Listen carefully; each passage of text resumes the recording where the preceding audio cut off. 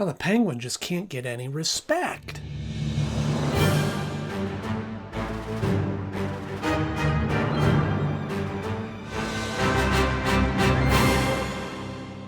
Hello friends, welcome back to the show. So glad to see you once again. And if you're new here, thanks for stopping by. This is the show that you're looking for, where we go back and look at cartoons and TV shows that we grew up on as kids from the 80s and 90s and look at them now from the perspective of an adult. And right now, you picked a great time to tune in because we are just diving into the second season of the new Batman Adventures. And if this sounds like something that you might enjoy, then please hop below and hit the subscribe button because you don't want to miss any of the content as it comes out. I have new episodes coming out every Tuesday and Thursday, so you don't want to miss that. Like today's episode, what is it called?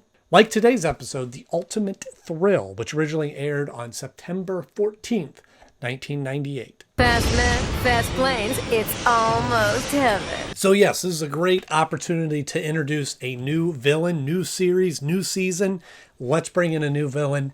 And she's pretty cool, and I really enjoy her. Unfortunately, when they bring her in, she isn't the only villain in this episode. We also have Penguin once again playing second fiddle to another brand new villain, but we'll talk all about that right after our 60-second Joker Bomb rundown. We're back on the Joker Bomb because we're obviously back in Batman. So let's see if I can give you a rundown of the episode in 60 seconds or less before the Joker Bomb. That means explosion. Here we go. Starting out on a party on a blimp, Roxy Rocket is in the middle of robbing all these high-class, high-wealthy people, and she escapes, and Batman tries to pursue her and is unsuccessful. He does a little bit of research, finds out that she used to be a stunt woman who enjoyed the thrill, and now she's just chasing the thrill.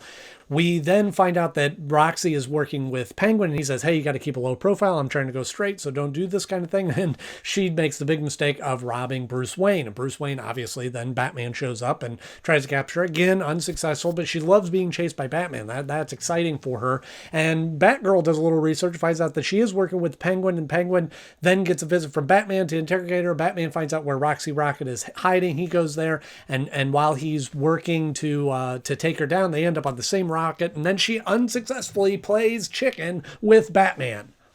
Rah. I don't know, rah. What was that noise? Rah. Yeehaw! Let's ride! So I feel like this season is starting off a little light, a little reserved. It's a fun episode. Now, I'm a huge aviation fan. I love planes and fighter jets and rocket packs and missiles and space and all those kind of flying things and cloud cities and all that. So I love the motif of having a villain like Roxy Rocket who travels around on a rocket-powered, it's like a motorcycle. Not quite what Lobo has, but it's like a motorcycle rocket contraption. And it's just such a cool design. She looks cool. She's got the bomber jacket and the goggles and the hat. What's that called? Aviation hat? Whatever. A bold statement. And is honestly kind of a different type of villain. She is obviously using her skills or lack of fear of the adventure and the thrill from coming from a stunt woman background to rob people and to get away with it. And I think part of it is chasing that thrill and feeling the excitement of being pursued. And when she meets up with Batman, she realizes she likes that even more. And that's kind of a neat dynamic. I mean, there are other villains. Yes, Joker and Batman kind of have this cat and mouse back and forth sort of thing. And he likes setting it up so Batman comes in to try to stop him. And obviously Riddler leaves riddles to try to get Batman to come in and stop him because he likes outsmarting Batman and all that. But Roxy Rocket is just so much more obvious about trying to get Batman to chase her. And I think that's kind of cool. I think that's kind of a neat element for her, that she is not hiding or not shying away from the fact that when she goes in and robs this place, that she shines the bat symbol up in the sky to go, hey, I robbed him, come get me. And so that makes for a really fun, interesting dynamic. I see you got my invitation. Let's rumba! I mean, just the way that this episode starts, where she's on this blimp, another aviation item, she's on this blimp robbing all these people. First of all, if there are parties that exist on a blimp, How can I get invited? That would be awesome. But we're 3,000 feet up. Incidentally, while we're talking about blimps, one of my all-time favorite nostalgic movies from when I was a child was Rocketeer, I should say. Again, I love the rocket pack and him flying, and that final battle, which takes place on the Zeppelin. I think it's a Zeppelin, right? Again, so all those kind of nostalgic feelings and fun aviation things certainly tie into this episode. So it's cool seeing all that, and it's just a thrill to see those things. An ultimate thrill, if you will. Thanks for a great first date. We've talked about this before, but it is so interesting to me that once again in this episode, we have Penguin as sort of a backup second fiddle kind of character. He's not really, to me, I don't think he's really that necessary in this story. Certainly doesn't do much. It's just that Roxy is working with him or he has employed her to rob some places for him because he has now gone straight or a legitimate businessman in his iceberg lounge. But I don't feel like he serves a great purpose in this episode. And obviously he's not a big threat for Batman. When Batman does go to question him, I mean, Penguin's in his slippers and housecoat. Like, he's really not a threat at all. And Batman easily gets the information from him of where Roxy is staying. What say we have a little talk, just like old times? It's interesting to me, again, that they use Penguin in that capacity in the animated series. I think Penguin, by his own account, can be a very formidable threat to Batman. He's a true gangster. He's a true mobster. And I don't feel like they really tapped into that in the animated series. I don't say that as a negative. It's just, it's an interesting way of using the Penguin.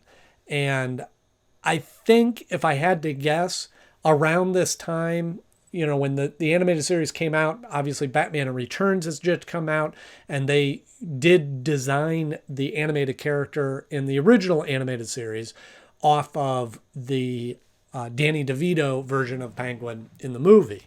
And so obviously I don't think they were going to go that gross and disgusting and yeah, I don't know, it was gross and disgusting, but he is in the movie, which is great, which works for that, but wouldn't have worked for a cartoon. So it's almost like they kind of got stuck in that kind of idea of Penguin and didn't really know what else to do with him.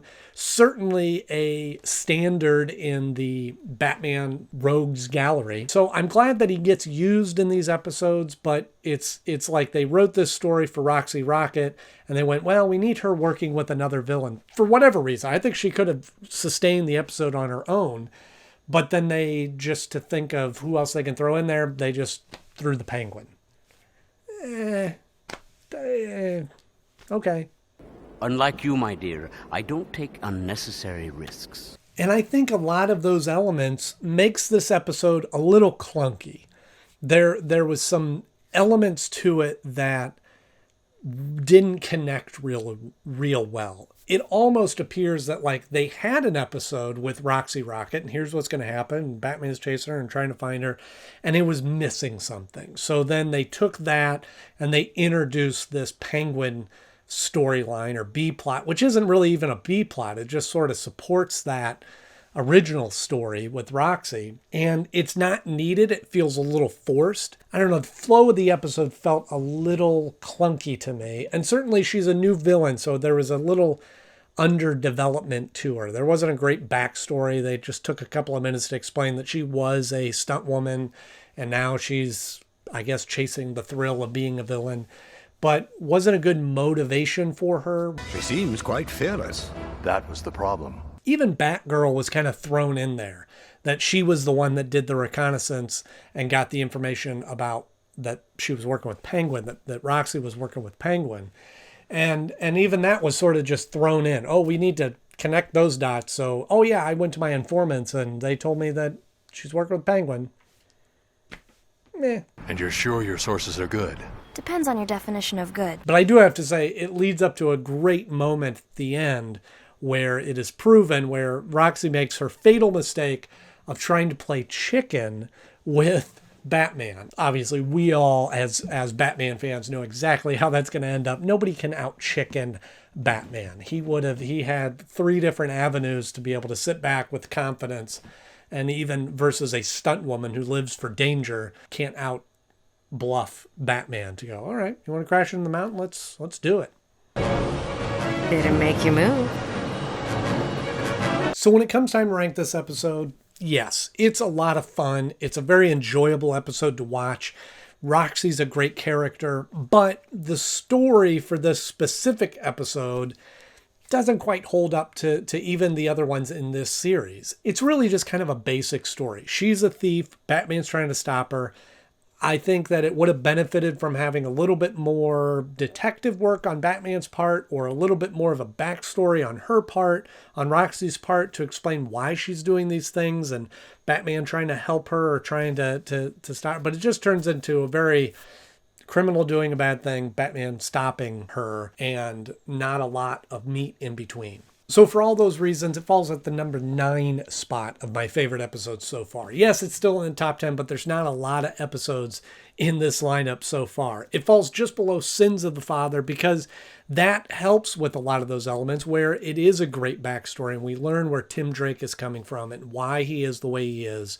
And even though that was a necessary episode because we introduced Tim Drake, Robin, into this new series as everybody's a little bit older. So it was necessary to tell where he came from.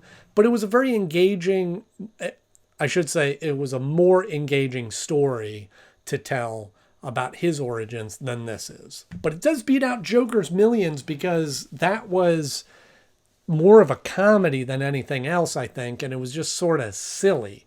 And this one took itself a little bit more seriously and just has a better motif and a better gimmick with Roxy Rocket over Joker, I'm sorry to say.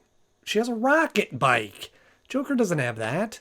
Come on, you agree with me, right? Oh, baby, you're the best. So our first appearance of Roxy Rocket, I don't remember. I'm pretty sure she appears in like a Justice League episode and maybe in a game or something. I know she makes a couple of appearances, but what do you think of Roxy Rocket? Are you like me that enjoy just anything that has to do with aviation or flight, or is she just kind of a throwaway villain and just a one-off kind of one-trick pony sort of thing?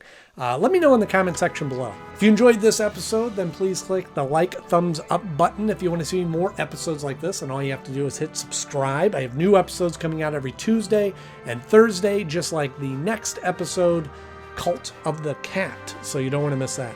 As always, I'm Andy Knode. Thank you so much for watching. I'll see you soon.